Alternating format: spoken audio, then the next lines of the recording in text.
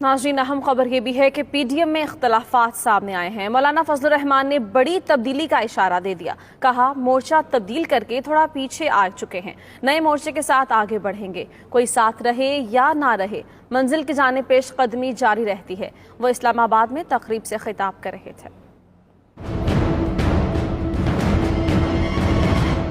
तहरीकें रुकती नहीं है, सब साथ रहे या कोई एक आध साथ न रहे, तब भी जो मंजिल तय की जाती है उसकी तरफ सफर जारी है। सियासत आगे बढ़ने का नाम है।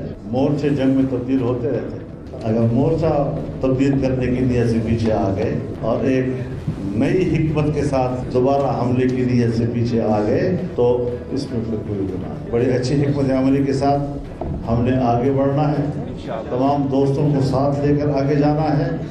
एक तो हमारा इलेक्शन हमसे चोरी किया गया, दूसरों को चोर कहने वाले पूरे हुकूमत को चोरी कर लेते, कौम के वोट को चोरी कर लेते और फिर धड़ल्ले से कहते हैं हमने नहीं किया।